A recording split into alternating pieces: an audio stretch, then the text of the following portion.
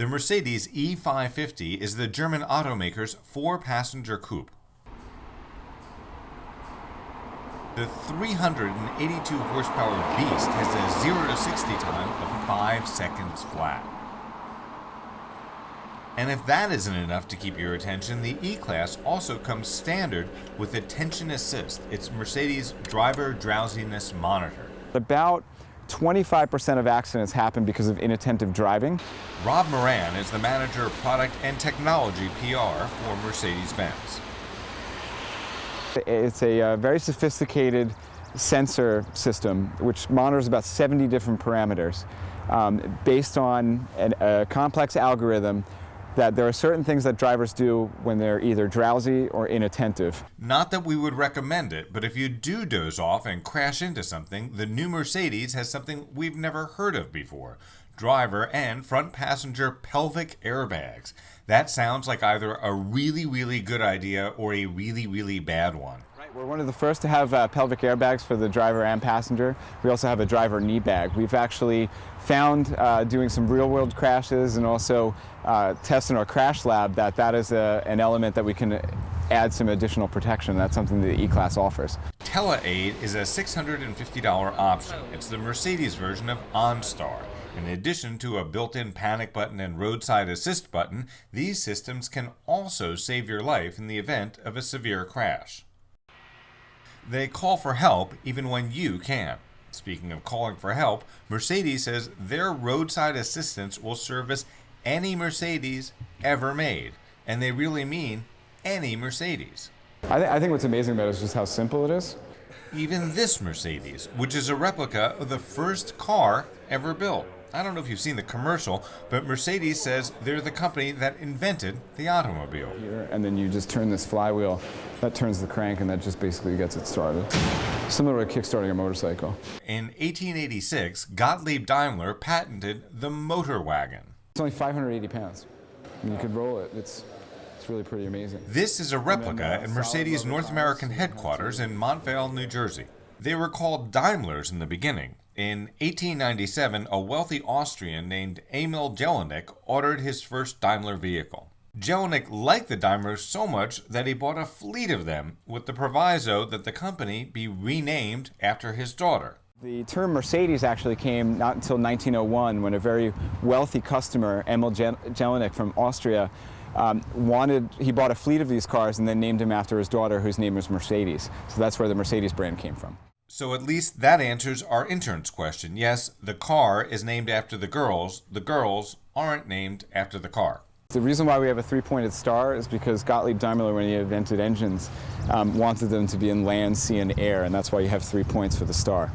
But the Wright brothers' first flight wasn't until 1903. And the name. But wait a minute, the airplane hadn't been invented yet. But he had a vision at that time that vehicles could be up in the air.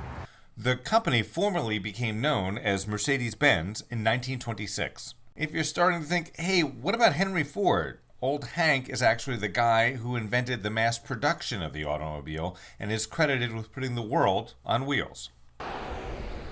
Speaking of wheels, the E550 Coupe is a rear-wheel drive car, as is the convertible version of the vehicle. There's no all-wheel drive version available. Mercedes' all-wheel drive system is called 4MATIC, and it's noticeably absent from the lineup. Sort of like having Thing, it actually hands you the seatbelt to make it easier for you to buckle up when you take off. A $2,600 option is the Distronic Plus package. Although it sounds like a neurological disorder, it's actually Mercedes' name for smart cruise control that will keep a preset distance between your car and the car in front of you. It will even bring your car to an emergency stop if you space off and the car in front of you stops. My biggest issue with this Mercedes E-Class is the cruise control. Not how well it works, but where the activator is situated. It's right above the blinker stalk, so I keep accelerating and decelerating instead of turning on my blinker for a right or a left turn. The Mercedes Keyless Go system also has something we've never seen before: the option to pull out the button and use the key transmitter whenever you want. You don't need any tools, or you don't need to take it to the dealer. Quick. But what we did find is that you may have a number of drivers that are in the household, so another convenient feature is that we actually make it removable and give the driver the choice whether they want the button or they want the key. It's also helpful for the valet because you may every now and then get used to the feature and walk away with the key. There's a knob in the center console that's similar to BMW's iDrive system, but there are also a lot of buttons on the center stack of the dashboard. Here's something I like about the new Mercedes E-Class. It's got a keypad on the dash for the phone. It's a little old school for some of these luxury cars, but it does come in handy. You hit the telephone button and then you can dial. And you actually can feel the buttons. Obviously, it's better to do it while parked like we are. I'm sure some people are going to do it while they're driving, which is not a good idea. The 5.5-liter 32-valve aluminum V8 in Mars Red with a black leather interior starts at about $55,000.